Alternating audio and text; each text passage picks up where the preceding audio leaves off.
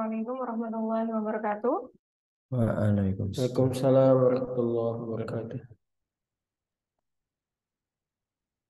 Alhamdulillahirrahmanirrahim. Salatu wassalamu ala asyrafil anbiya wa ala alihi wa sahbihi ajma'in. Yang kami hormati Pak Agus Rianta, selaku Wakil Dekan Bidang Kemahasiswaan dan Agama dan Alumni.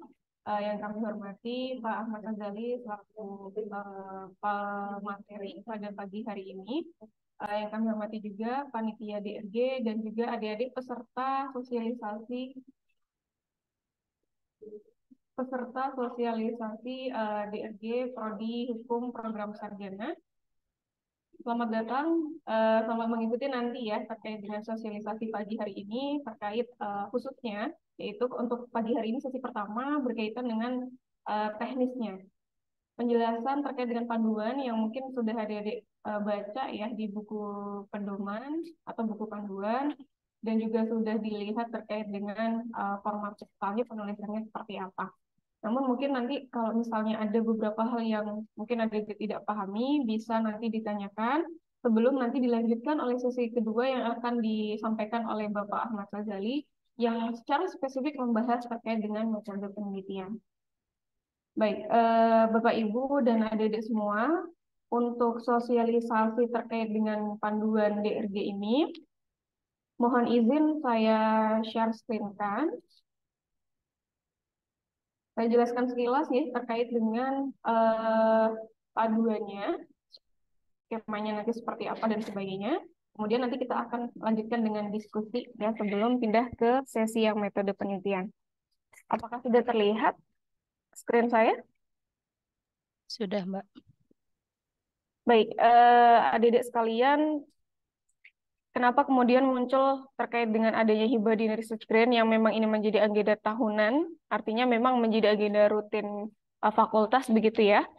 Nah, ini karena memang bukan berarti mahasiswa, khususnya mahasiswa prodi hukum sarjana itu tanpa prestasi begitu ya, tetapi sudah cukup banyak prestasi yang sudah didapatkan.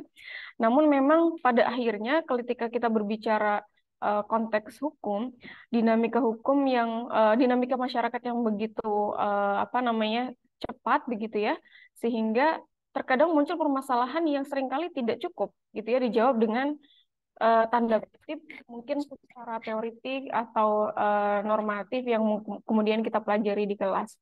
Oleh karena itu menjadi penting kemudian mahasiswa mendapatkan atau bahkan langsung mengikuti, mengkaji permasalahan kontekstual yang ada di masyarakat, lalu kemudian mencoba menganalisis dari kacamata atau dari perspektif hukum seperti apa. Oleh karena itu, di hibah dan research ini memang namanya penelitian, begitu ya. Penelitian dan nanti teman-teman mahasiswa ini juga akan kemudian dilatih untuk membuat output begitu ya, atau semacam hasil. Penelitiannya nanti akan dituangkan di publikasi. Kenapa? Karena harapannya nanti hasil penelitian teman-teman mahasiswa ini kemudian bisa memberikan apa namanya semacam masukan atau pengetahuan gitu ya kepada masyarakat yang mungkin mencari jawaban dari permasalahan yang ada diangkat. Oleh karena itu menjadi penting titik tekannya di sini adalah permasalahan apa sih yang kemudian bisa diangkat atau layak kemudian diteliti yang itu juga akan memberikan sumbangsi ke masyarakat dalam bentuk publikasi. Nah, oleh karena itu nanti sasarannya adalah mahasiswa aktif ya dengan tujuan atau orientasi dari hibah tadi sehingga pesertanya adalah mahasiswa aktif terbuka untuk semua mahasiswa aktif di program studi di lingkup Fakultas Hukum, khususnya untuk teman-teman mahasiswa di ROM ini adalah mahasiswa aktif program studi program sarjana ya. Salah satu hal yang menjadi titik tekan di sini adalah nanti teman-teman mahasiswa tidak berjalan sendiri, begitu ya, tetapi nanti akan berkolaborasi dengan dosen pembimbing masing-masing, sehingga arahannya jelas, ya, tidak kemudian takut nanti saya kalau mau meneliti seperti apa ya arahnya, atau kira-kira topik ini layak atau tidak, begitu. Karena titik tekan dari Green Research ini sekali lagi adalah penelitian yang memang berkolaborasi, seperti itu. Nah, dari sasaran dan orientasi tadi sehingga kita bisa tahu sebetulnya apa sih tujuan dari adanya program hibah ini? Yang pertama, pasti orientasinya adalah meningkatkan minat bakat mahasiswa di bidang penelitian dan karya ilmiah, sehingga itu bisa impact-nya adalah mewujudkan atau menciptakan juga suasana kompetisi dan akademis di lingkungan Fakultas Hukum. Mungkin ada teman-teman mahasiswa juga yang tahun lalu mungkin ya sempat mengikuti atau bahkan mungkin walaupun hanya melihat begitu ya, ada namanya presentasi ya program hasil penelitian hibah ini kan secara tidak langsung pada akhirnya akan membuat iklim, oh ini loh yang namanya pendidikan, ini institusi pendidikan seperti ini. Kita fokus kepada pengembangan akademik gitu ya. Dan termasuk bagian akademik ini adalah bagaimana jadi bisa menyampaikan hasil penelitian, kan seperti itu. Ini beberapa hal yang menjadi tujuan utama, especially kalau kita berbicara tujuan kan secara khususnya ya, terkait dengan mengapa program hibah ini menjadi agenda rutin, bukan yang incidental gitu ya, atau bukan momen-momen tertentu, tetapi memang rutin. Dari rutinitas kegiatan tadi yang setiap tahun diadakan, tujuan ini akan selalu dimaintain bahkan ditingkatkan. Minat bakat mahasiswa kepenelitian pada akhirnya akan semakin besar. Kemudian iklim atau ambience yang diciptakan di kampus ya sangat terasa akademiknya. Ini yang kemudian mencoba untuk dijaga dari apa namanya dari pihak kampus berkaitan dengan apa namanya program hibah ini. Salah satu hal yang kemudian mungkin teman-teman di sini perlu pay attention lebih adalah terkait dengan waktu dan tahapan pelaksanaan. Karena sebaik apapun proposal yang sudah disiapkan, sematang apapun persiapannya, pada akhirnya kalau tidak masuk ke timeline yang sudah ditentukan oleh kampus, ya tidak akan bisa masuk ke kompetisi ini seperti itu. Sehingga efektivitasnya perlu diperhatikan, persiapan, kematangan, tetapi juga waktunya masuk dalam lingkup waktu yang sudah ditentukan. Misalnya kita lihat di sini tahap pertama itu adalah pendaftaran proposal yang sudah dibuka dari tanggal 29 Mei kemarin. Nah, teman-teman mahasiswa baru menyiapkan proposal saja ya, bukan kemudian nanti berarti saya sudah menghasilkan suatu penelitian, tidak, tetapi memang nanti akan ada waktu tersendiri. Kalau dilihat dari tahapannya ini, ada proposal, ada namanya waktu penelitian, dan kemudian ada penelitian, ada presentasi hasil penelitian. Sehingga yang pertama adalah stepnya proposal. Nah, setelah itu nanti maksimal kami terima itu tanggal 30 Juni. Oleh karena itu, nanti teman-teman jangan melebihi waktu 30 Juni tadi ya, karena pada akhirnya nanti tidak akan bisa masuk seperti itu. Meskipun mungkin menurut teman-teman, wah ini layak nih untuk kemudian diikutsertakan ke hibah DRG ini, begitu. Nanti tanggal 1 sampai 7 Juli itu, jadi kita pendaftaran proposal, lalu kemudian ada seleksi proposal. Ya, jadi karena ketat tadi ya, timeline-nya sangat ketat, sehingga kalau misalnya teman-teman lebih dari tanggal 30, ya itu sudah masuk ke tahap berikutnya, udah seleksi, ibaratnya seperti itu. Udah ketinggalan, begitu ya.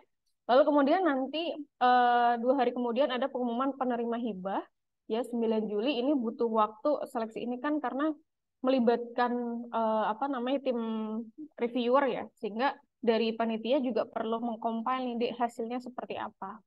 Kemudian nanti ada pembekalan tim penerima hibah.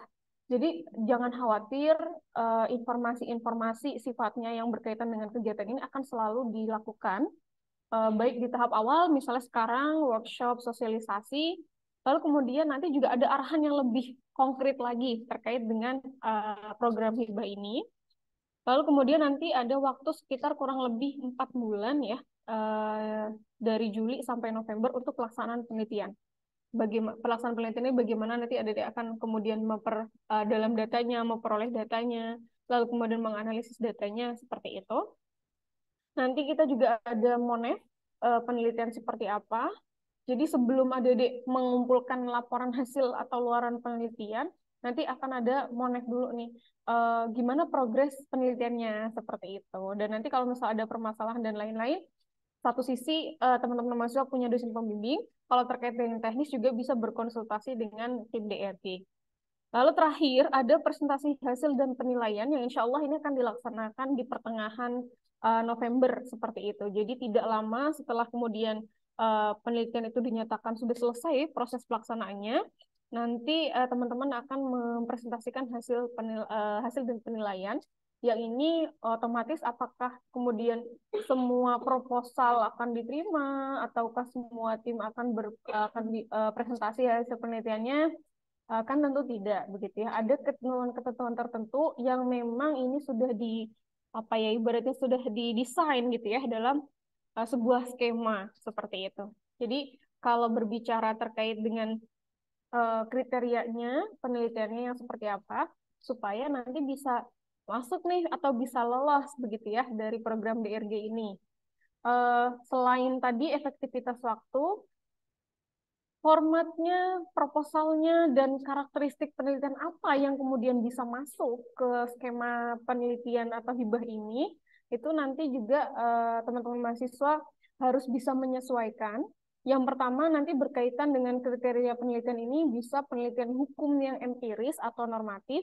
Nanti mungkin teman-teman bertanya-tanya begitu ya, apa bedanya penelitian hukum empiris dengan penelitian hukum normatif? Nanti akan dijelaskan di sesi kedua ya yang berkaitan dengan metodologi penelitian hukum. Kemudian yang kedua, penelitian tadi yang jelas belum pernah sama sekali diajukan pendanaan apapun atau hibah yang lain gitu. Jadi betul-betul dari penelitian ini akan terlihat memang original gitu ya. Memang betul-betul karya tulisan yang ada dihasilkan sendiri, ditulis sendiri, diteliti sendiri, dan belum pernah diikutsertakan dalam kompetensi ataupun publikasi manapun. Dan yang pasti ada novelty di sini. Novelty ini kebaruan begitu ya. Nanti ini mungkin akan diperjelas di sesi kedua nanti, tetapi sekilas bahwa menunjukkan penelitian ini bukan penelitian hasil yang mengambil tanda kutip gitu ya, atau sama dengan penelitian yang sudah ada atau existing research-nya begitu ya. Tetapi ada yang menunjukkan ini loh kebaruan dari penelitian kami, ini yang ciri khas begitu. Mungkin bahasa sederhananya ciri khasnya apa sih penelitian saya seperti itu. Lalu kemudian nanti setelah melihat kriteria penelitian seperti ini, nanti teman-teman bisa membuat bayangan dan rencana begitu ya, kira-kira nanti sama siapa aja. Yang jelas nanti teman-teman bisa membentuk tim ya 3-4 mahasiswa, dan yang jelas baik nanti di antara 3-4 ini kan nanti akan ada ketua dan anggotanya. Ke semuanya ini ya, baik ketua maupun anggota ini tidak boleh turut serta dalam lebih dari satu proposal penelitian. Jadi dalam satu proposal penelitian itu, baik ketua ataupun anggotanya, baik 3 ataupun 4 tadi, betul-betul memang hanya berpartisipasi dalam konteks proposal ini gitu ya. Tidak kemudian ikut serta di proposal yang lain. Mungkin ini teman-teman yang tahun kemarin mungkin ikut agak sedikit berbeda ya ketentuannya dengan tahun sebelumnya. Harapannya nanti teman-teman bisa lebih fokus ke penelitian ini baik sebagai anggota maupun ketua gitu ya. Jadi tidak boleh double, nggak boleh berdua begitu ya. Jadi cukup satu, stay di satu tim seperti itu. Nah, nanti teman-teman kalau misalnya kesulitan atau bahasanya mungkin ada kebingungan terkait dengan siapa ya kira-kira dosen pembimbingnya begitu.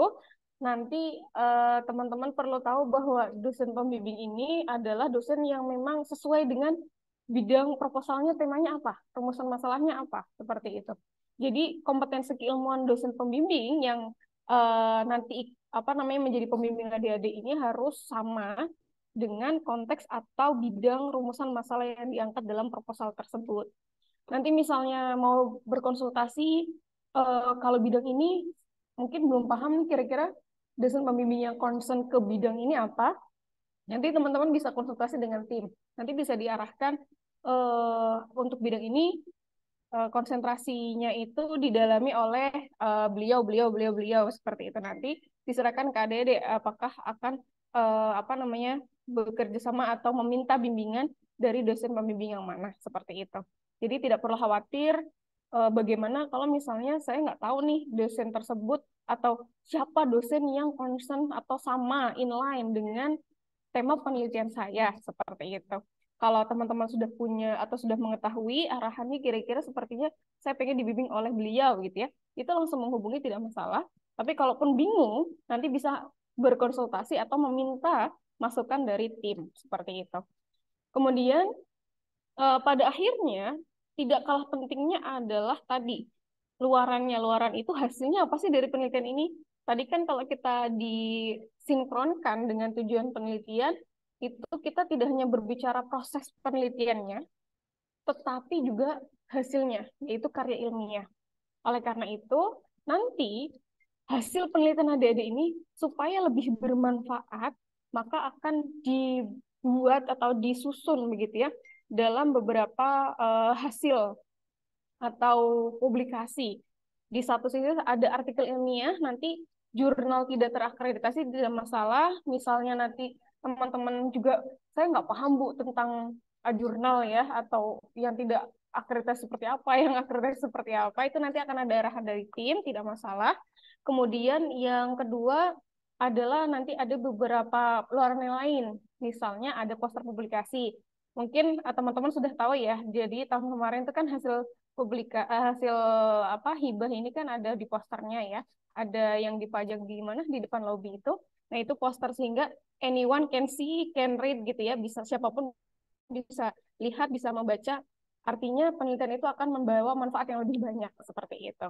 Dan yang jelas nanti di di karya ilmiah tadi ya, adik-adik akan menuliskan juga nama anggota tim dan juga dosen pembimbingnya seperti itu.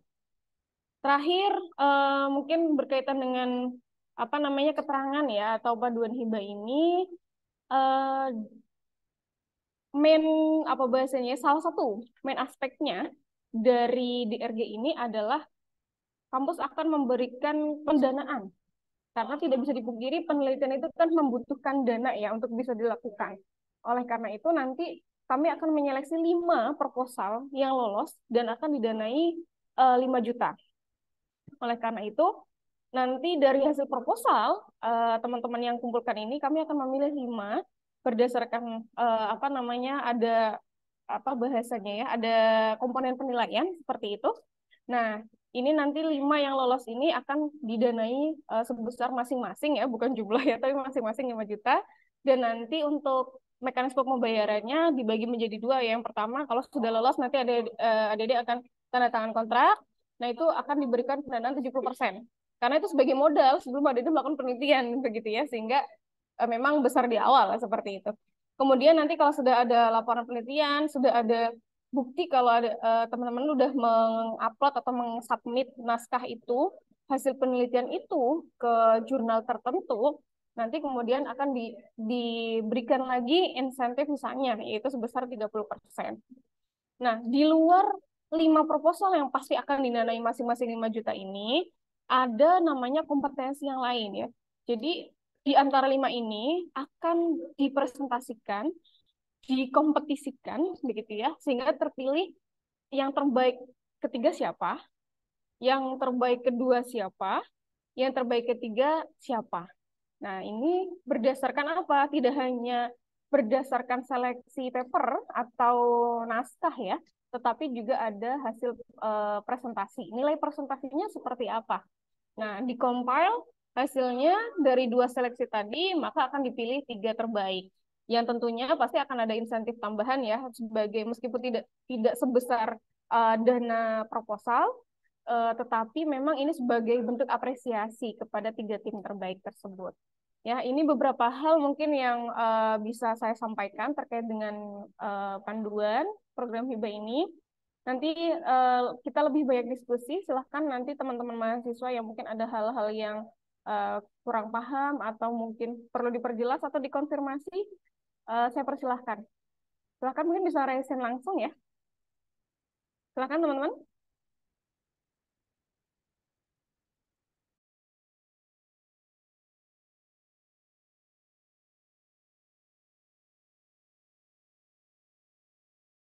Oke, ini ada Mas Muhammad Irfan.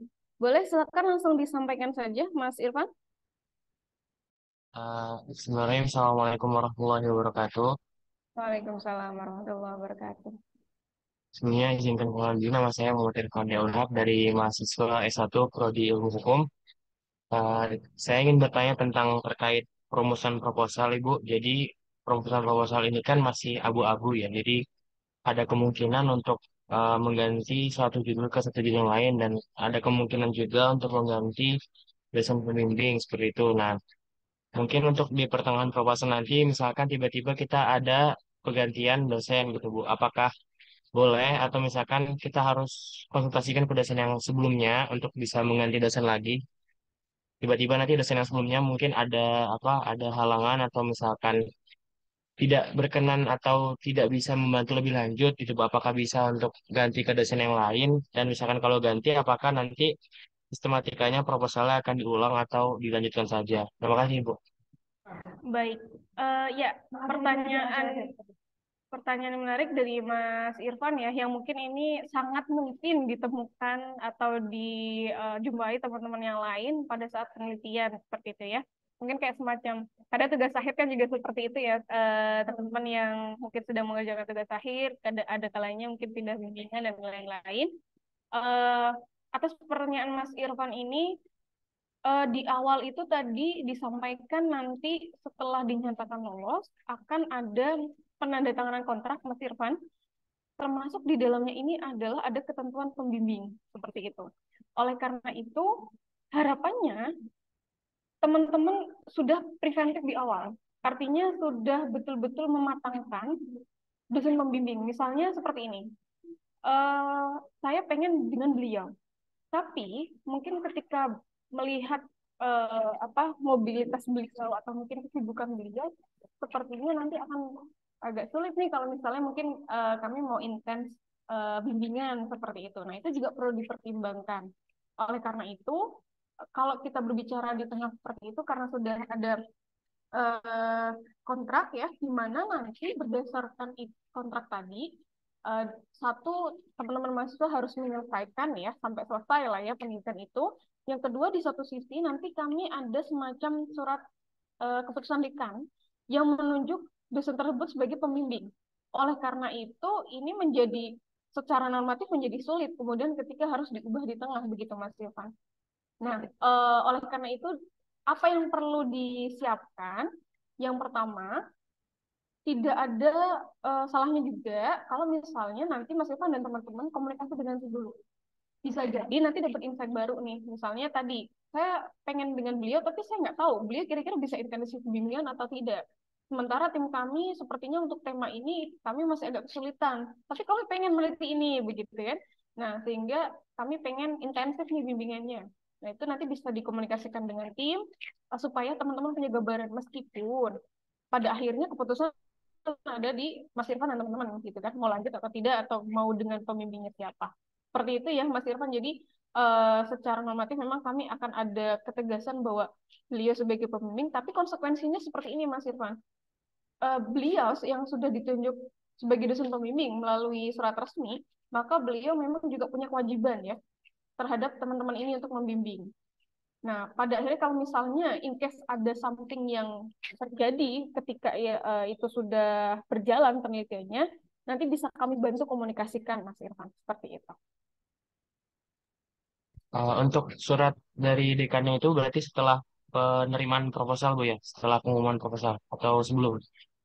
Ketika memang sudah dinyatakan lolos hibahnya, nanti kemudian kan teman-teman sudah pasti dapat pendanaan, sudah pasti akan menjalankan penelitian. Itu nanti untuk membantu teman-teman lancar penelitiannya, dosen pembimbing yang bersangkutan juga akan mendapatkan SK.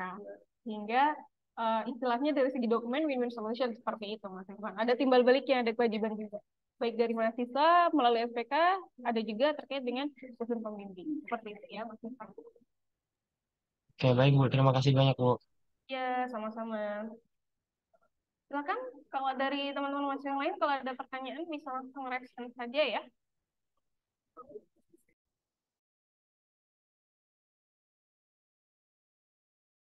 Mungkin sambil menunggu kalau ada pertanyaan lain, tadi saya tegaskan kembali, semua proposal yang masuk ke panitia, ya, meskipun yang didanai hanya 5, yang seperti tadi saya sampaikan, skemanya ada 5 proposal, lalu kemudian dipilih 3 terbaik, tetapi semua proposal sebanyak apapun yang masuk ke panitia akan semacam apa ya, ibaratnya kami gantikan lah biaya menyusunnya atau mungkin biaya fotokopinya lah ya, seperti itu, sebesar 150.000. Ya, jadi ini teman-teman tidak perlu khawatir nanti pas yang berkaitan dengan secara teknikal ya, kebutuhan membuat protokol ini nanti akan kami ganti semuanya, tidak kemudian hanya terbatas pada 5 proposal yang didanai. Kalau itu memang skema hibasnya seperti itu ya, masing-masing tim akan mendapatkan 5 juta untuk penelitian. Tapi semua proposal yang kami terima akan kami ganti biaya fotokopinya selain seperti itu sekitar 150.000 seperti itu. Silakan kalau ada lagi yang mau ditanyakan, dikonfirmasi.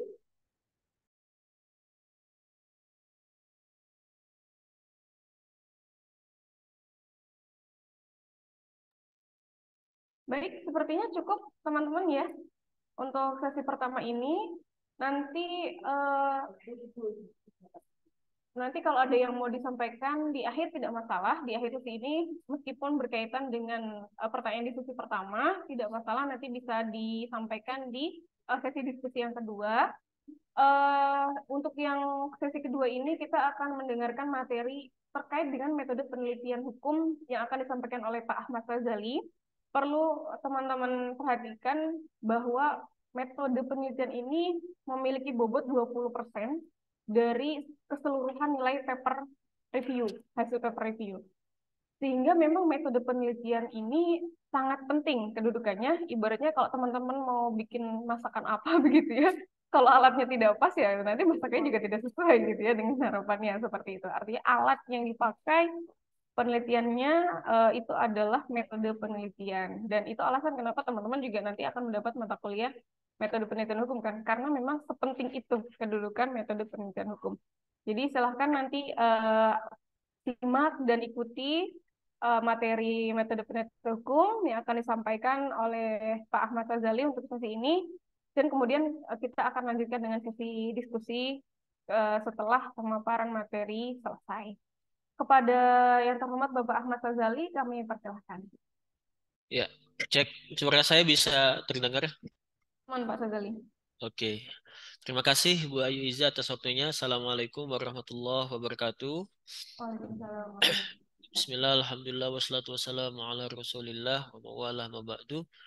Yang saya hormati Pak Agus Trianta selaku Wakil Dekan Bidang KKA. Pak Dodi di sini juga ada.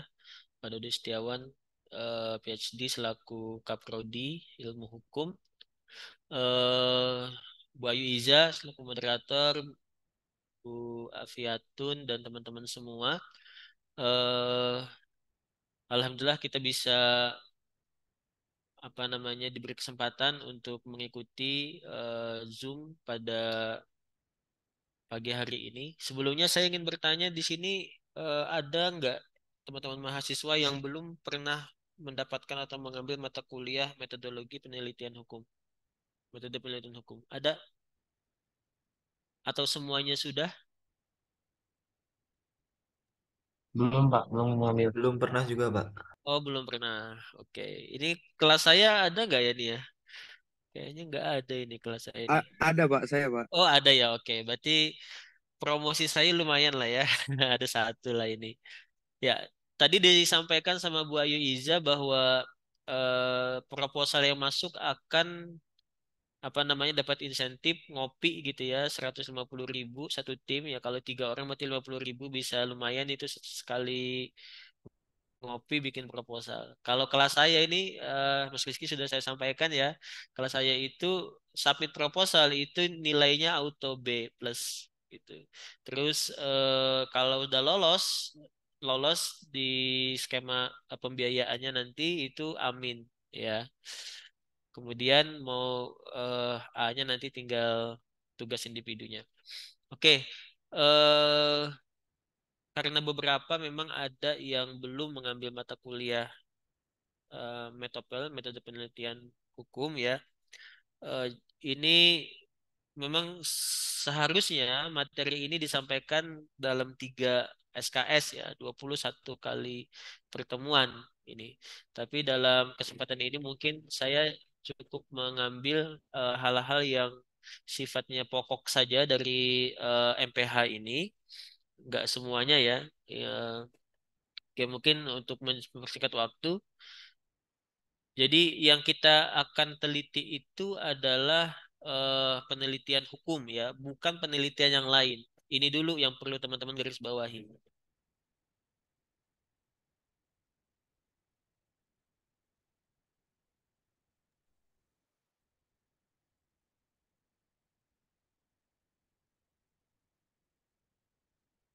Oke.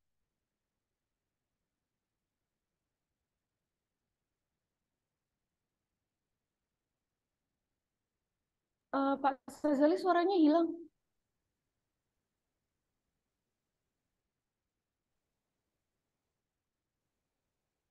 Sebentar. Mohon maaf, Pak Sazali. Suaranya hilang, Bapak.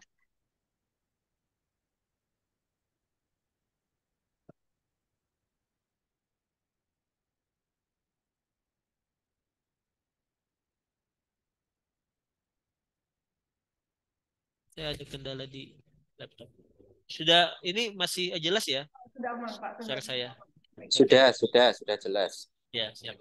Pada umumnya metode penelitian itu metode ilmiah ya itu sama ya. Tinggal nanti pada bagian apa atau pada ranah apa kita mengaplikasikannya. Nah, untuk metode penelitian hukum itu berarti yang kita pelajari, yang kita teliti itu adalah gejala hukum ya. Gejala. Ada dua, teman-teman, ada dua eh, dari apa namanya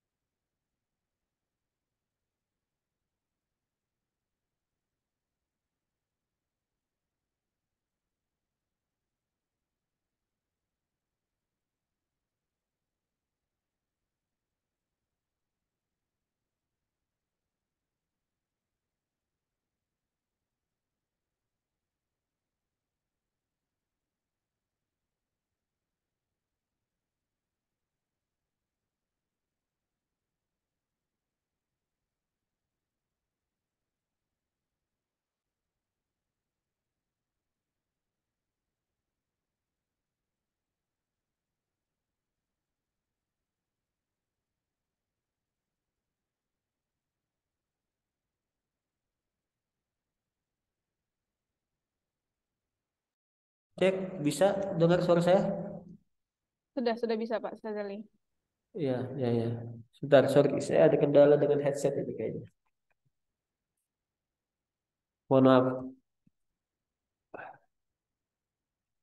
Ya, jadi hukum itu bisa sebagai norma atau bisa sebagai nomos. Nah, kalau sebagai norma tadi sudah saya jelaskan ya.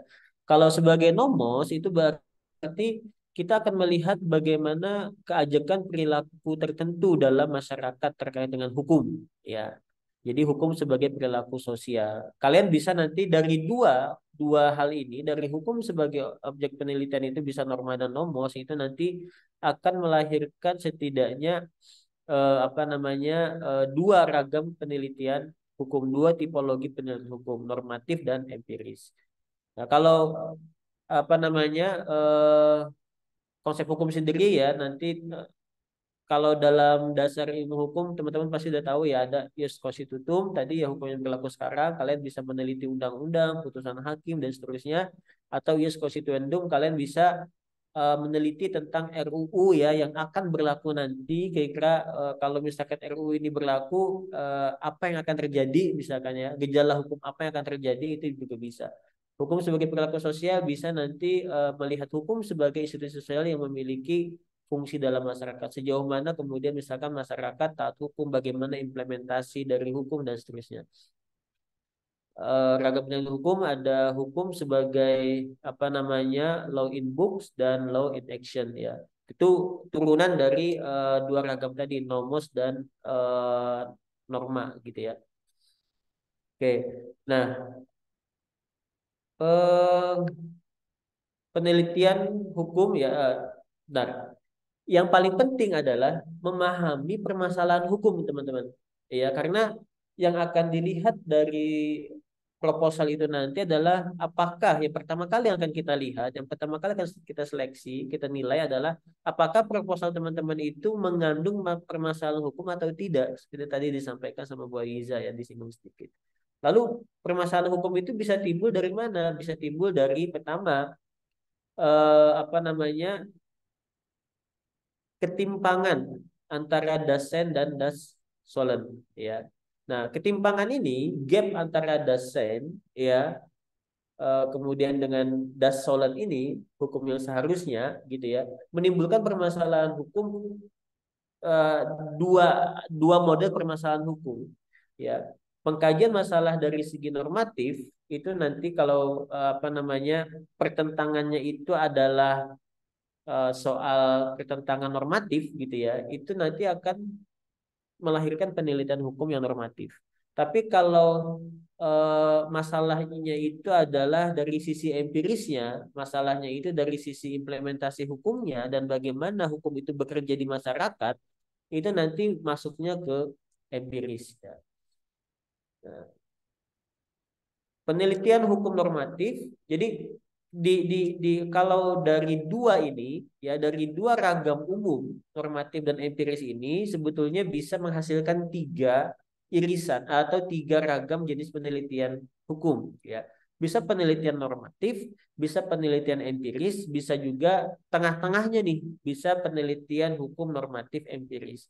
Kalau penelitian hukum normatif itu penelitian hukum yang mengkaji hukum yang dikonsepsikan sebagai norma atau kaidah yang berlaku dalam masyarakat ya. Jadi ya, hukum yang berlaku dalam masyarakat dan menjadi acuan perilaku setiap orang ya, seperti itu.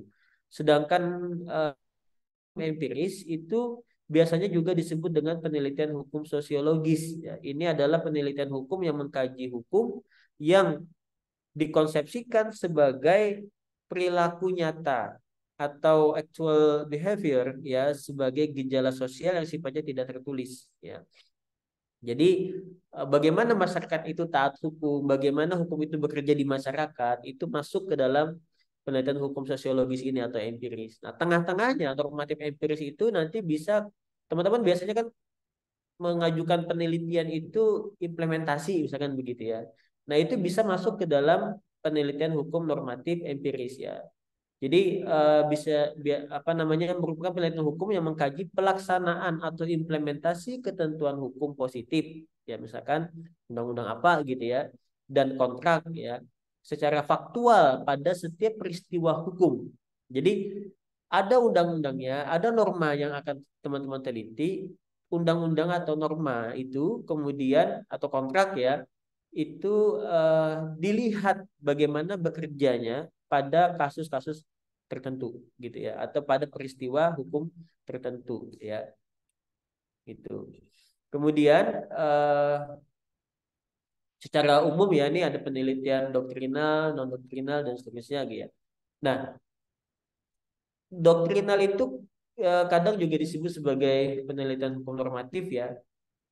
Ada beberapa karakteristik dari penelitian hukum normatif ini. Saya akan mengulas bagaimana kekhasan dari penelitian hukum normatif. Yang pertama dari sisi objek, ya. Dari sisi objek itu hukum dilihat sebagai norma, baik sebagai nilai, norma positif atau putusan pengadilan. Jadi kalau kalian menelitinya putusan pengadilan, eksaminasi putusan, misalkan mencoba untuk mengeksaminasi putusan, menganalisis putusan pengadilan gitu ya, itu maksudnya ke normatif atau undang-undang yang berlaku ya, seperti itu, atau suatu rancangan undang-undang gitu ya. Jadi meskipun dia belum berlaku gitu ya, masih dalam RUU gitu ya, ya jadi ius constituendum, dia masih masuk ke dalam penelitian ini. Nah, kadang-kadang teman-teman perlu hati-hati di sini di bagian kedua. Kalau normatif menggunakan namanya bahan hukum, jadi kalau data biasanya kan penelitian itu kan butuh data. Tapi kalau dalam penelitian hukum normatif itu biasanya menggunakan bahan hukum. Ya, nanti agak berbeda dari penelitian hukum empiris. Dia menggunakan data penelitian. Nah, gunakanlah bahan hukum. Ya, bahan hukum itu nanti ada apa namanya bahan hukum ada bahan hukum apa namanya ada bahan hukum sekunder gitu ya. Nah, jadi bahan hukum di dalam penelitian normatif ini adalah data sekunder dalam penelitian hukum empiris nanti seperti itu. Ya. Kemudian dari sisi teknik pengumpulan data itu tentu normatif itu adalah studi pustaka ya, studi dokumen kalian nggak perlu ke lapangan gitu ya. Kemudian topiknya biasanya penelitian untuk menentukan atau menemukan asas atau doktrin hukum. Misalkan penelitian biasanya untuk menemukan hukum terhadap suatu perkara yang apa namanya suatu perkara yang konkret ya, seperti itu. Ada kasus kemudian kalian mencoba untuk ini apa namanya mencoba untuk menemukan hukumnya itu bisa. Penelitian terhadap sinkronisasi hukum. Ada misalkan aturan dalam peraturan undang-undangan A dan B itu yang tidak sinkron. Terjadi gap tadi ya di antara di antara das solen itu gitu ya, atau terjadi gap di antara norma ya. Nah, itu masuknya ke dalam penelitian hukum normatif atau perbandingan hukum. Teman-teman boleh kok misalkan membandingkan antara hukum yang berlaku di Indonesia dengan di negara lain misalkan. Itu masuknya nanti ke atau mungkin tidak hanya berlaku di negara lain misalkan dengan hukum Islam gitu ya. Itu masuk ke dalam penelitian hukum doktrinal atau normatif. Atau kalian meneliti sejarah hukum ya. Kemudian kalau yang empiris karakteristiknya, nah karakteristik empiris itu adalah objek hukum itu dapat dilihat dari sisi objek hukum ya, itu hukum dilihat sebagai pola perilaku yang ada di masyarakat ya. Misalkan fenomena hukum ya, aturan hukum yang tidak tertulis ya, atau penerapan bekerjanya hukum. Bagaimana hukum ini bekerja gitu ya di masyarakat. Itu masuknya ke dalam penelitian hukum empiris. Nah, seperti yang saya bilang tadi, kalau penelitian hukum empiris yang digunakan adalah data ya, data penelitian. Data ini ada dua, data primer, ada data sekunder. Data primernya adalah data-data yang teman-teman dapatkan dari lapangan.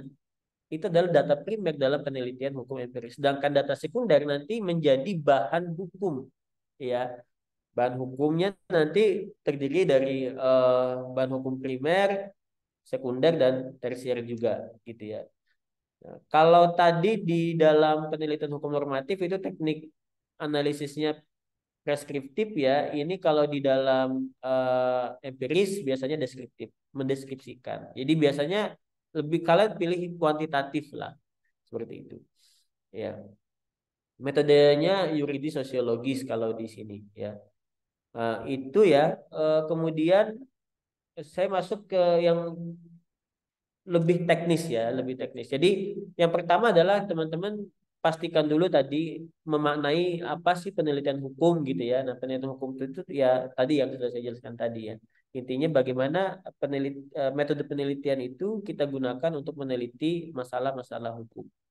Nah, lalu bagaimana langkah-langkah apa yang bisa kalian lakukan, teman-teman lakukan dalam memulai atau mau melakukan penelitian hukum? Ya, yang pertama adalah menentukan tema, topik, ya. Bagaimana menentukan tema? Tema ini pertama, ketentuannya paling tidak ya, harus dimengerti dan dapat dipahami. Ya, jangan sampai kalian bikin tema itu nggak bisa dipahami orang lain, nggak bisa dipahami pembaca, nggak bisa dipahami review dan seterusnya.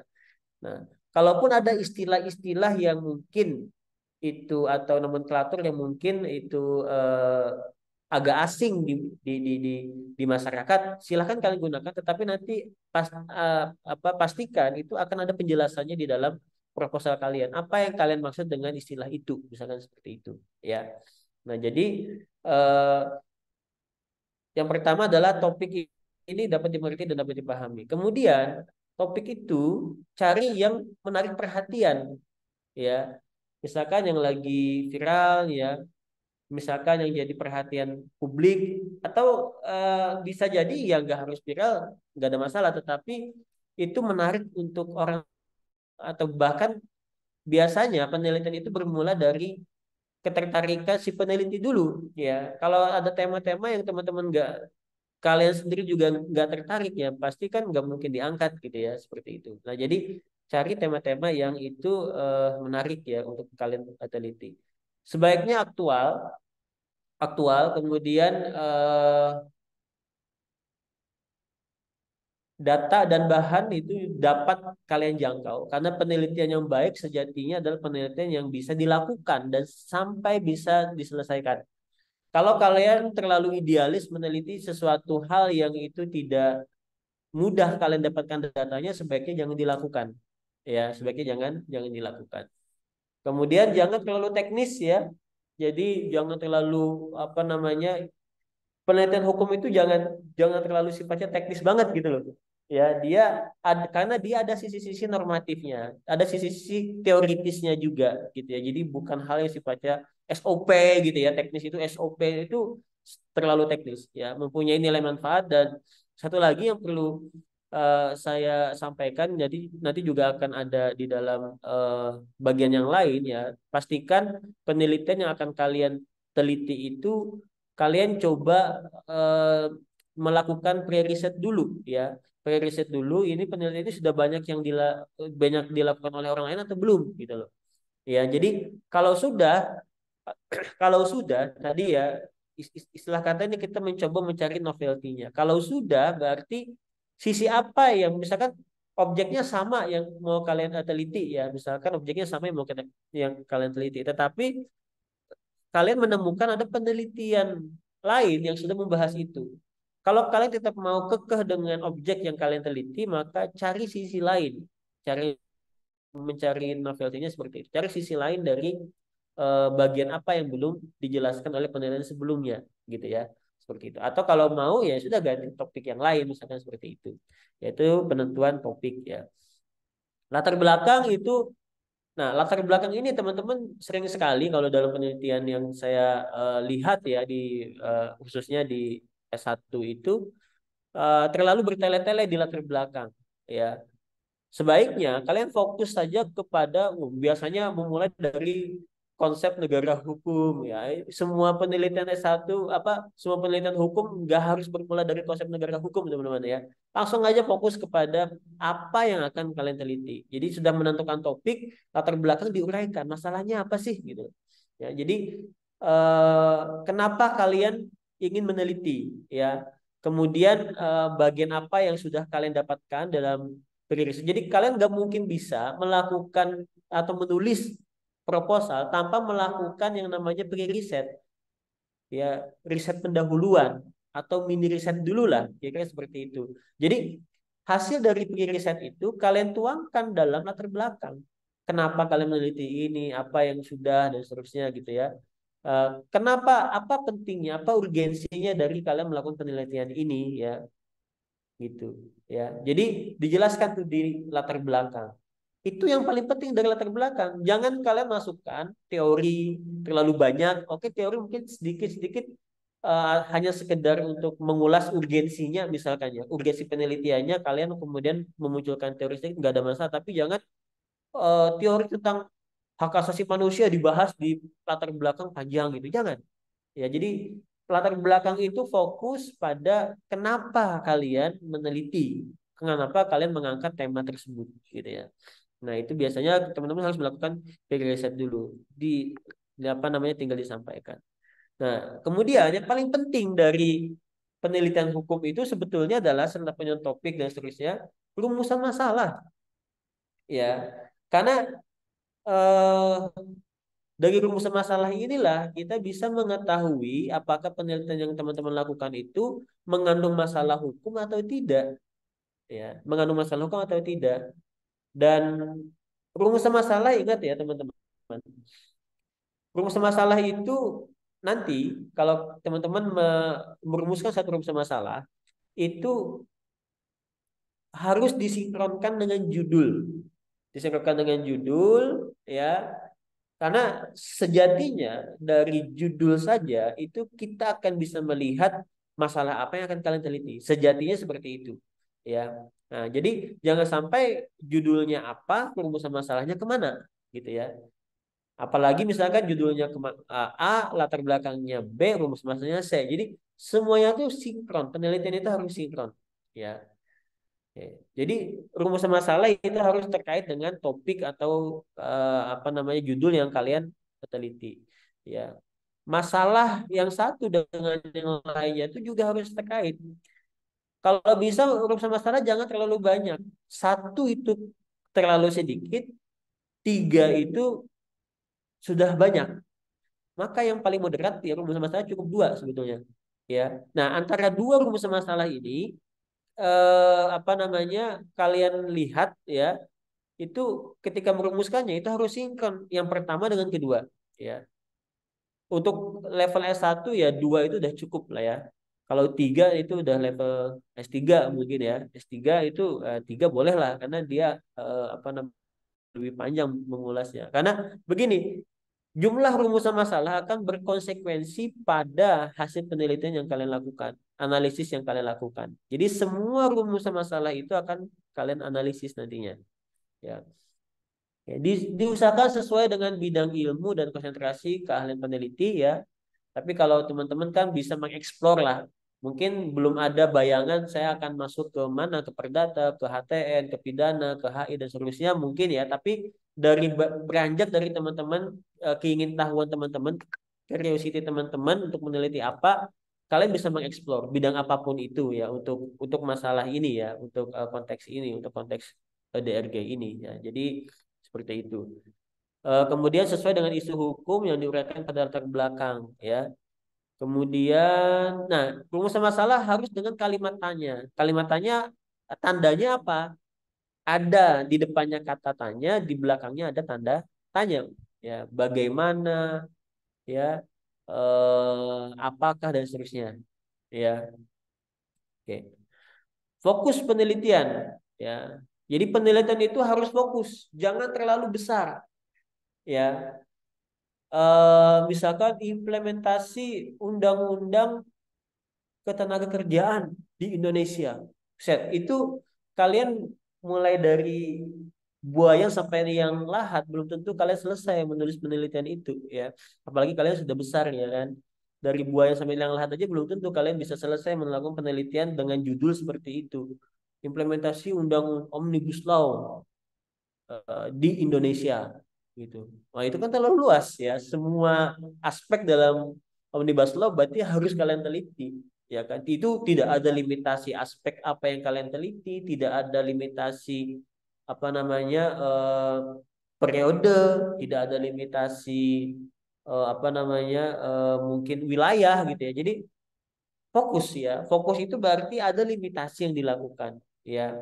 Ada limitasi dari sisi permasalahan. Masalah apa? Fokus ya. Misalkan kalian mau meneliti misalkan undang-undang Pemda ya, undang-undang Pemda. Undang-undang Pemda kan luas ya. Aspek apa nih? Ya, atau kewenangan pemerintah daerah. Pemerintah daerah luas. Aspek apa? Mau aspek apa yang kalian teliti? Jadi limitasi bisa pada limitasi aspek yang akan diteliti. Misalkan aspek pendidikannya kah, misalkan kewenangan Pemda dalam masalah pendidikan, misalkan seperti itu. Meskipun itu pun juga masih bisa dikerucutkan lagi, misalkan soal apa namanya perencanaan pendidikannya kah, gitu kan, atau controllingnya atau apa gitu, ya, atau pengawasannya dan seterusnya gitu ya.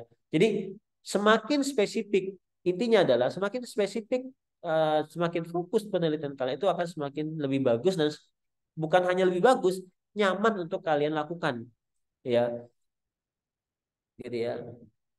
Limitasi juga bisa tadi ya dari sisi waktu, tempat, pendekatan penelitian dan lain sebagainya. Misalkan waktu juga bisa dari tahun sekian sampai tahun sekian misalkan. Misalkan nih penelitian objek A itu sudah pernah diteliti oleh peneliti yang lain, sudah ada laporan penelitiannya, sudah ada jurnalnya gitu ya. Kalian ingin meneliti itu juga.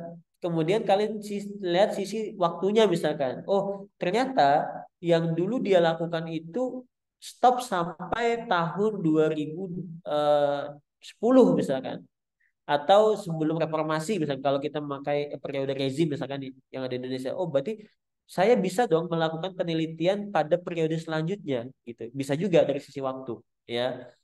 Dari sisi lokasi juga bisa. Penelitian yang sebelumnya sudah pernah dilakukan tapi tempatnya di Boyolali misalkan. Kalian ambil di Banjarmasin misalkan. Bisa gitu ya. Jadi eh, intinya adalah fokus, ya, intinya fokus. Kemudian pendekatan yang digunakan ini, kalau pendekatan kalau normatif biasanya pendekatannya perundang-undangan, pendekatan konseptual, pendekatan analitis, pendekatan perbandingan, ya, komparatif, pendekatan historis, ya, pendekatan filsafat, kasus dan lain sebagainya. Kalau empiris pendekatannya biasanya sosiologis, tentu antropologis, psikologi hukum, konseptual bisa masuk, ya, perbandingan juga bisa masuk empiris, ya.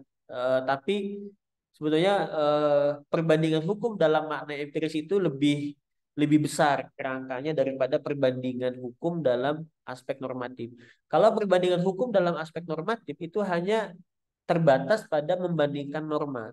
Bagaimana sih Korea Selatan itu mengatur tentang Mahkamah Konstitusi? Bagaimana Indonesia mengatur tentang Mahkamah Konstitusi? Stop sampai di situ. Itu norma perbandingan hukum normatif. Ya, oh ternyata jumlah hakim di Korea Selatan itu jumlahnya sekian, di Indonesia jumlahnya sekian. Oh ternyata kewenangannya bla bla bla bla bla. Itu perbandingan hukum itu, dari sisi normatif. Tapi kalau perbandingan hukum yang empiris itu bukan hanya sebatas membandingkan norma hukum saja, tetapi dibalik dari norma hukum, kenapa hukum itu diterapkan, kenapa apa politik hukum, kenapa hukum itu lahir, landasannya apa dan seterusnya. Bagaimana masyarakat eh, apa namanya eh, bagaimana hukum itu berlaku di masyarakat dan seterusnya. Itu perbandingan hukum dalam skop yang empiris gitu ya. Jadi eh, meskipun sama-sama perbandingan hukum antara normatif dan empiris itu berbeda gitu. Kalau kalian tertarik untuk melakukan penelitian tentang apa namanya perbandingan hukum, ya. Kemudian kerangka teori. Nah, pastikan pertama apa sih gunanya teori? Gunanya teori itu adalah untuk dijadikan sebagai pisau analisis, ya, sebagai pisau analisis menganalisis data atau temuan-temuan yang kalian temukan dalam penelitian, ya. Nah, artinya teori itu yang kalian tentukan adalah teori yang pasti bisa kalian gunakan dan kalian pakai untuk menganalisis. Jangan sampai kalian begini, kalau kalian mau memotong jeruk, ya, mau motong jeruk, itu kan ya menggunakan pisau dong, atau motong apel, ya. Jeruk kayaknya gak dipotong deh, ya. Jeruk cuma dikupas. Motong apel, apel itu otomatis ya pakai pisau dong, pisau yang kecil kan cukup. Ya, jadi equal nih, sesuai dengan alat yang kalian gunakan. Jangan sampai kalian memotong apel itu menggunakan gergaji besi, ya, atau mungkin menggunakan apa tuh apa namanya sensor yang buat memotong pohon gitu kan, ya. Ini enggak sesuai ini. Nah, jadi sesuaikan, misalkan kalian menganalisis tentang HAM, misalkan pengen meneliti tentang HAM, otomatis yang kalian gunakan jangan teori apa namanya teori negara hukum misalkan. Ini sering ya, negara hukum dijadikan semua teori penelitian hukum. Enggak, itu terlalu besar teman-teman. Itu sama tadi kayak kalian mau motong apa tapi pakai apa namanya gergaji besi gitu kan. Atau pakai eh, alat untuk memotong pohon gitu. Itu enggak sesuai gitu. Maka cari yang sesuai.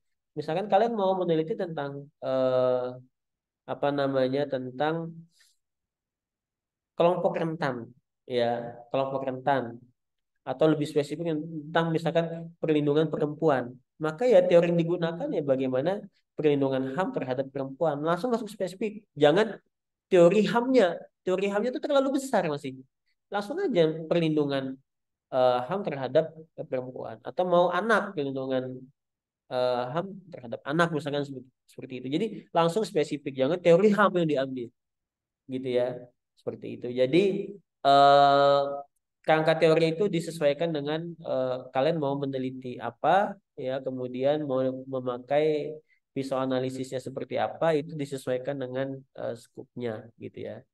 Oke. Kemudian metode penelitian adalah cara yang digunakan untuk dapat melakukan penelitian dan menjawab perumusan masalah. Ya, jadi ini juga harus sinkron dengan judulnya. Jangan sampai judulnya ini empiris, tapi metode penelitian kamu normatif. Itu nggak sinkron namanya.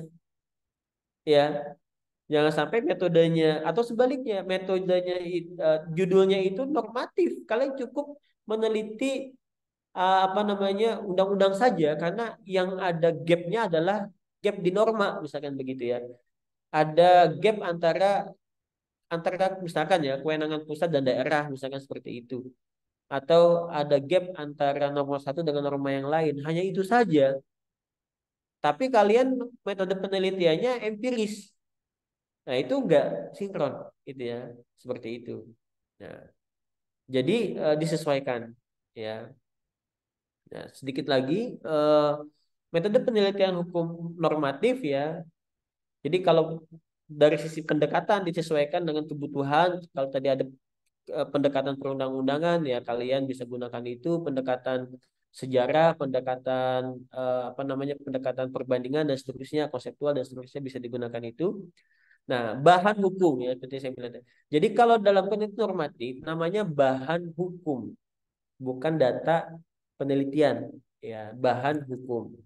Nah, bahan hukum ini terbagi menjadi tiga, primer, sekunder, tersier. Primer itu adalah peraturan perundang-undangan, risalah resmi, ya, risalah itu bukan risalah sidang ya, putusan pengadilan, dan dokumen resmi negara yang lainnya. Itu bahan hukum primer.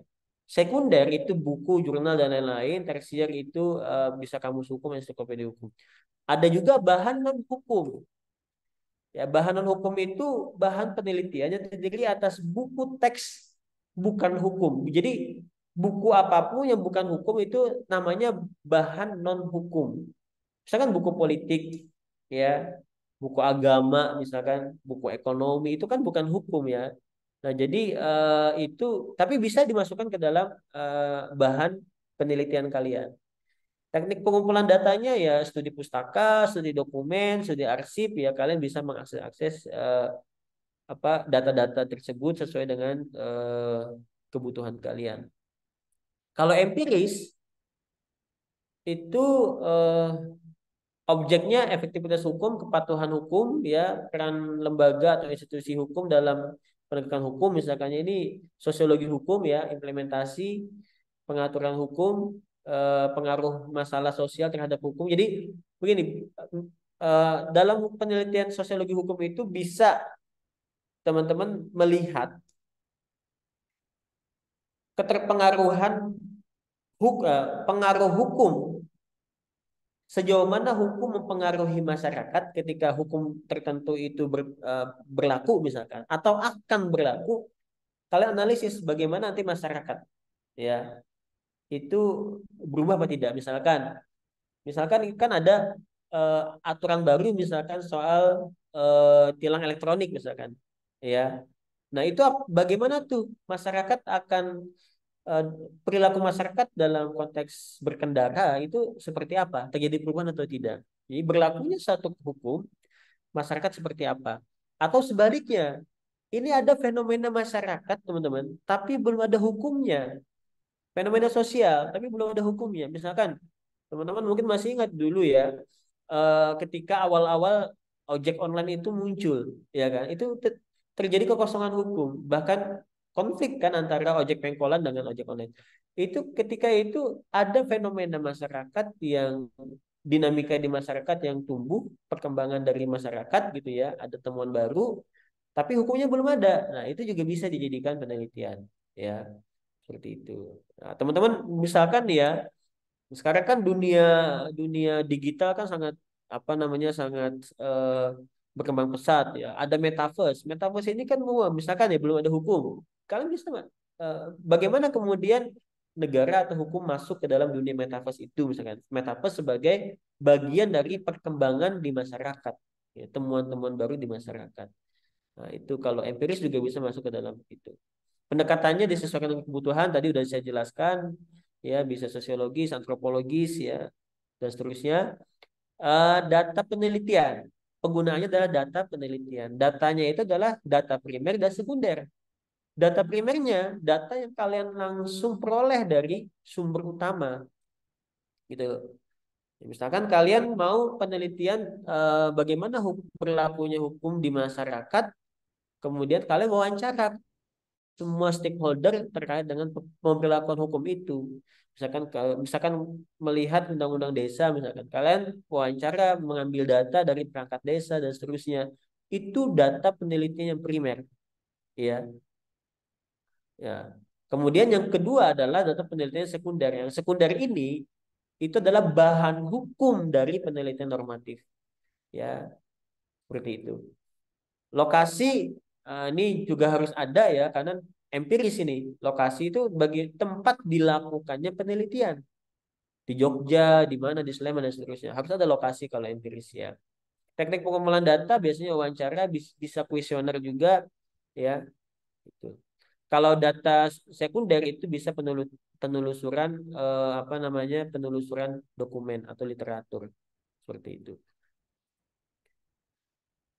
eh Mungkin itu ya. Bentar, satu lagi. Penelitian hukum normatif empiris. Ini irisan antara keduanya. Penelitian hukum normatif empiris atau terapan merupakan penelitian yang mengkaji pelaksanaan atau implementasi ketentuan hukum positif, ya, perundang-undangan dan dokumen tertulis, ya, secara in action atau secara faktual pada setiap peristiwa hukum, ya, ada pada satu peristiwa hukum tertentu yang terjadi dalam masyarakat. Pengkajian tersebut tujuan untuk memastikan apakah hasil penerapan hukum itu, ya, pada peristiwa yang konkret, ya, sesuai atau tidak sesuai dengan ketentuan. Ya, ini melihat implementasi hukum, ya, itu. Nah, biasanya objek yang dikaji adalah pengaturan dan efektivitas pelaksanaan hukum, pengaturan dan kepatuhan terhadap hukum, ya, pengaturan dan peran lembaga atau institusi hukum dalam penegakan hukum, pengaturan implementasi aturan hukum, pengaturan dan pengaruh aturan hukum terhadap masalah sosial, dan juga pengaturan dan pengaruh masalah sosial terhadap hukum. Jadi ini ada sisi normatifnya juga, ya, ada sisi normatifnya, ya, ada sisi normatifnya. Artinya ada undang-undang yang yang akan kalian jadikan acuan untuk melihat bagaimana hukum di masyarakat. Apalagi ya, ini etika saya rasa nggak perlu, usulan penelitian ini nggak perlu, ini nanti ini tidak kontekstual dengan tata cara penulisan. Ini kalian, untuk format penulisan silakan sesuaikan dengan ketentuan yang sudah ada di Fakultas Hukum ya. Jadi bagaimana menulis putar dan seterusnya itu harus kalian sesuaikan. Oke, saya kira itu secara singkat terkait dengan yang mungkin terkait dengan bagaimana nanti kalian bisa menyusun proposal riset ini ya. Mudah-mudahan nanti apa namanya, kalian bisa menyusun dengan baik dan proposalnya diterima dan penelitiannya bisa dijalankan. Latihan teman-teman, latihan melakukan penelitian hukum. Ini sangat sangat berguna sekali nanti kalau kalian nanti melakukan penelitian tugas akhir ya. Latihan dari sekarang. Terima kasih atas waktunya. Nanti kalau ada sesi diskusi silahkan. Assalamualaikum warahmatullahi wabarakatuh. Waalaikumsalam warahmatullahi wabarakatuh. Terima kasih kepada Bapak Ahmad Sazali yang sudah menyampaikan materi terkait dengan metode penelitian hukum. Selanjutnya kepada teman-teman mahasiswa silahkan apabila ada hal terkait dengan metode ini yang akan ditanyakan atau mungkin bisa juga terkait dengan materi sesi pertama tadi ya. Jadi silahkan bebas saja hal-hal yang berkaitan dengan teknis pelaksanaan hibah ini, penelitian ini bisa ditanyakan. Bisa langsung resen ya, yang ada pertanyaan sebentar.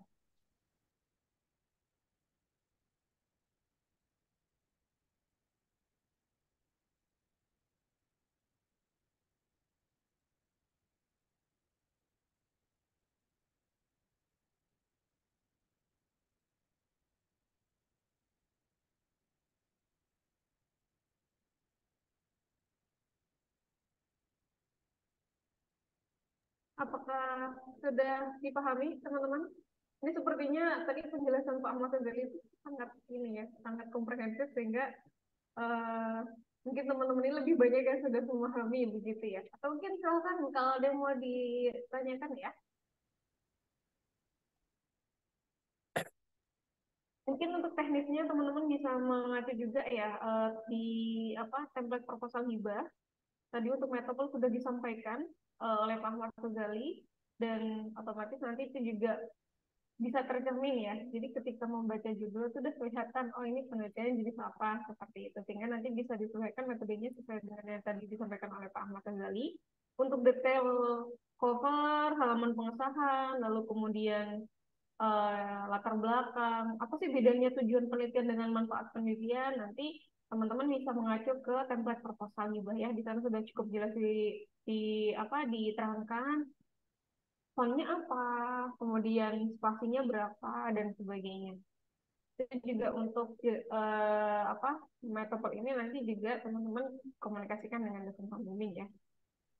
Silakan, Ya, ada yang mau eh disampaikan? Bu Iza mungkin ini ya, teman-teman itu eh, bisa juga melihat proposal-proposal sebelumnya, ya itu bagaimana itu kadang-kadang kan kalau kita belajar itu lebih lebih cepat kalau kita meniru misalkan seperti itu ya. Nah, jadi lihat proposal yang sudah ada, oh ternyata urut-urutannya seperti ini dan seterusnya. Ya, kemudian tadi menyesuaikan template yang sudah ada, kalian harus menyesuaikan itu. Pertama, satu lagi yang paling penting adalah, apalagi ini adalah kompetisi teman-teman. Ini adalah akan ada seleksi ya. Maka yang paling utama di dalam kompetisi itu adalah kalian berikan kesan yang baik dulu di pertama. Kesan pertama itu harus menggoda gitu ya. Kesan pertama itu harus oke.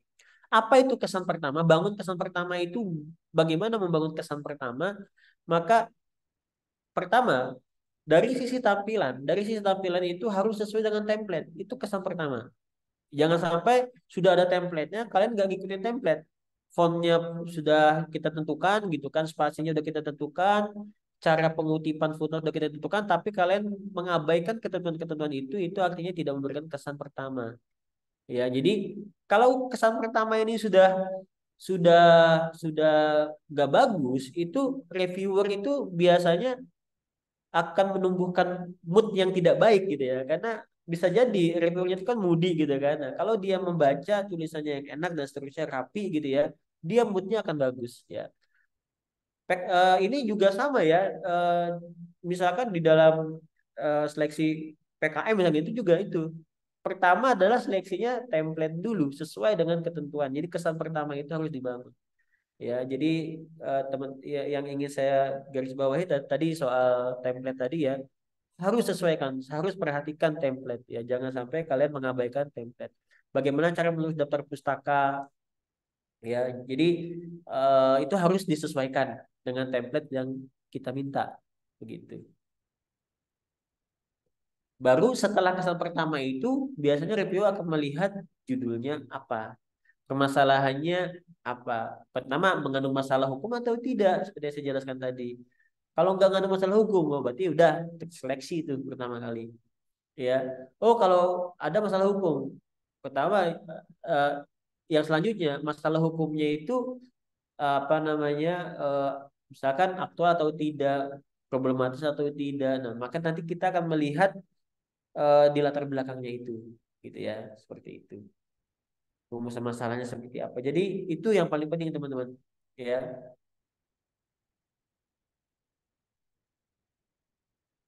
Baik, terima kasih Pak Sazali atas tambahannya. Silakan, ada yang mau didiskusikan, teman-teman?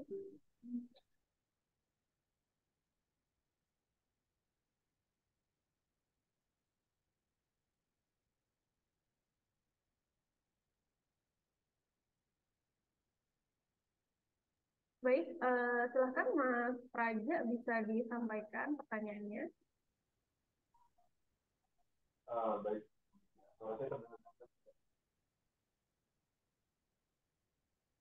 Mas Praja suaranya tidak terdengar. Permisi, apakah suara saya sudah terdengar dengan jelas? Oke, sudah aman. Oke, baik, terima kasih. Sebelumnya, permisi Pak Ahmad Sazali, saya mau bertanya terkait penelitian empiris itu biasanya dari reviewer itu apa yang menjadi titik tekan dari reviewer untuk melihat bobot dari suatu penelitian empiris? Mungkin itu aja sih. Terima kasih. Apa yang dijadikan perhatian reviewer ya untuk melihat bobot dari penelitian empiris ya. Betul, Pak. Hmm. Ya, yang jelas yang pertama saya tidak tahu masing-masing reviewer nanti akan melihatnya dari sisi apa gitu ya. Tapi kalau saya pribadi biasanya yang pertama kali saya lihat itu adalah ini mungkin masing-masing reviewer memiliki subjektivitas masing-masing atau cara masing-masing dalam melihat. Ya, jadi saya tidak ingin mengeneralisir. Tapi kalau saya biasanya saya lihat pertama adalah kebaruan. Kadang penelitian empiris itu cukup banyak dilakukan. Ya, kebaruan penelitian itu sangat penting dalam penelitian empiris. Ya, buat apa? Karena kalau sudah ada yang meneliti gitu ya, kalau sudah ada yang meneliti, buat apa kemudian kita teliti ulang kalau sama atau tidak mengandung kebaruan? Maka seperti yang saya jelaskan tadi, cara mencari kebaruan itu bisa dengan cara tadi ya, melakukan limitasi. Limitasi itu bisa berdasarkan waktu, tempat dan seterusnya gitu ya. Di sana baru nanti bisa kalian tonjolkan kebaruannya. Meskipun tuh empirisnya sama gitu ya. Objeknya sama yang kalian teliti, misalkan implementasi undang-undang pesantren misalkan begitu. Tetapi wilayahnya berbeda, itu sudah suatu kebaruan ya. Jadi yang paling pertama saya lihat itu adalah kebaruan itu dulu ya. Maka dalam empiris ya, itu originalitas penelitian itu semakin banyak semakin bagus ya. Jadi originalitas itu nanti akan menguji sejauh mana penelitian kamu, sebaru apa penelitian yang sedang kamu lakukan itu ya. Yang kedua adalah eh, kita akan mengukur kemampuan dari peneliti, Mas. Empiris itu eh, kadang-kadang ada yang sangat idealis untuk melakukan penelitian empiris. Ya, jadi kemungkin sampai dia lupa mengukur kemampuan dia untuk melakukan penelitian empiris itu, gitu ya. Nah, jadi kita akan melihat juga eh, ini kalau kalian melakukan penelitian empiris ini, tapi menurut kita, menurut reviewer itu nggak mungkin kalian lakukan, ya, atau sangat sulit kalian lakukan, yaitu probabilitas untuk bisa melakukan atau sampai selesai melakukan penelitiannya itu ya kecil gitu loh. Misalkan kalian mau melakukan penelitian empiris gitu ya, eh misalkan di wilayah konflik, misalkan di Suriah ya, atau bagaimana implementasi apa namanya, bagaimana perlindungan hukum terhadap perempuan di Afghanistan pasca kudeta Afghanistan misalkan. Itu kalian datang pertama akses untuk bisa datang ke Afghanistan saja itu kan sulit ya. Yang kedua, dana penelitian kita cuma 5 juta, teman-teman. Masa bisa sampai ke sana? Yang ketiga, ya tadi ya, data yang bisa kalian dapatkan itu accessible enggak gitu loh. Itu akan kita lihat. Jadi makanya kalau penelitian itu yang bisa selesai, yang bisa dilakukan dengan mudah. Konsepnya itu. Jadi kalau melihat penelitian empiris, pertama tadi unsur kebaruannya, yang kedua kemungkinan untuk dilakukan. Ya, kalau normatif kan relatif bisa kita lakukan gitu loh. Ya, karena dia hanya studi pustaka, studi dokumen dan selesai. Tapi empiris ini itu apa namanya, eh, ya harus kita berhitungnya aksesibel data dan seterusnya gitu ya.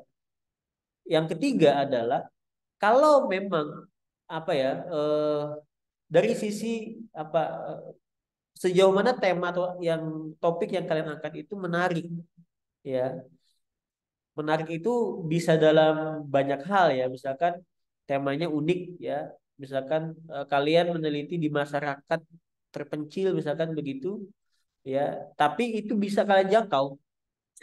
Misalkan kalian datang dari wilayah dari daerah. Menurut kalian masyarakat ini, kalian sudah bisa menjangkau daerah itu, tapi ada sisi-sisi unik dari masyarakat ini, ada tradisi yang menurut kalian ini kok bertentangan dengan ketentuan dalam undang-undang misalnya gitu. Itu mau kalian teliti, itu itu bisa mengandung unsur daya jual, keunikan yang bisa dipertimbangkan gitu loh.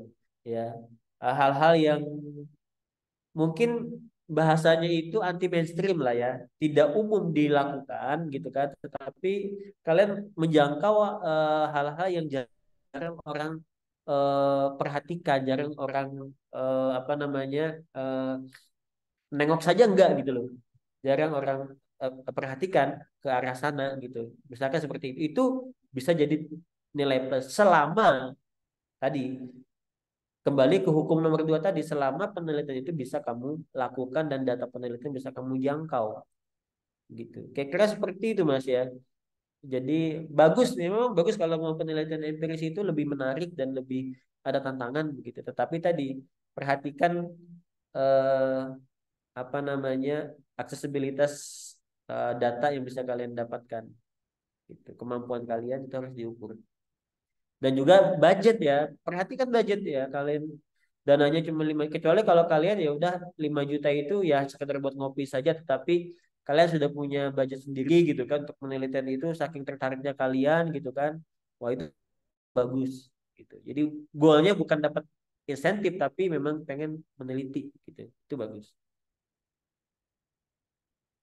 Baik, terima kasih Pak Sazali. Dari Mas Praja, apakah sudah cukup jelas atau mungkin ada lagi yang mau ditanyakan atau dikonfirmasi?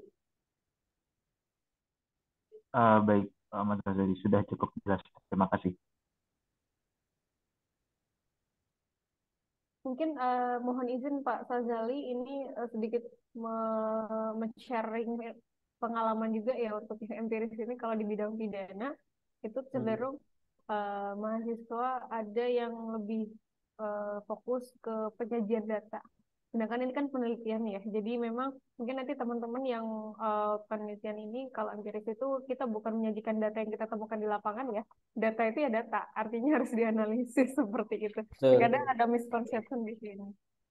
Bukan hanya di pidana Bu Aiza, beberapa ini juga. Jadi tolong ya, ya mungkin ini perlu saya tekankan lagi.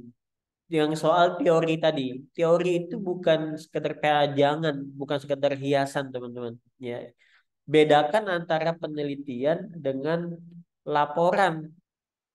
Nah, kalau kalian hanya menyajikan data itu kalian membuat laporan namanya. Laporan saja data lapangan yang kalian dapatkan, kalian tuliskan di situ. Itu pun wawancara misalkan di transkrip saja wawancara. Wah, itu hanya menyajikan laporan wawancara gitu. Itu tugasnya wartawan, teman-teman. Ya, itu tugasnya wartawan. Nah, data yang kalian dapatkan itu harus dianalisis. Pakai apa? Pakai teori tadi.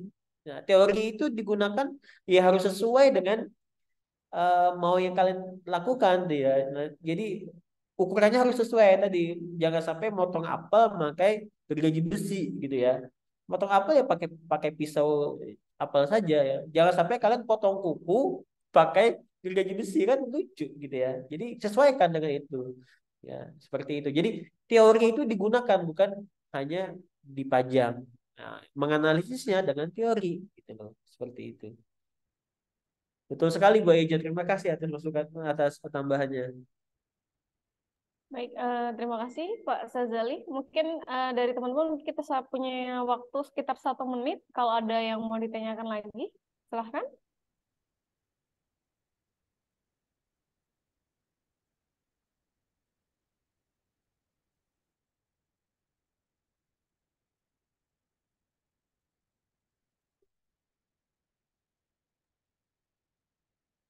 Sepertinya sudah cukup ya, teman-teman. Ini sudah tidak ada lagi yang mau bertanya atau yang mau dikonfirmasi. Nanti di luar forum ini teman-teman bisa menghubungi tim panitia kalau ada hal-hal yang mungkin mau dikonfirmasi atau mau ditanyakan atau mungkin ada yang kurang jelas atau mungkin ada teman-teman yang tidak bisa hadir pada sosialisasi hari ini.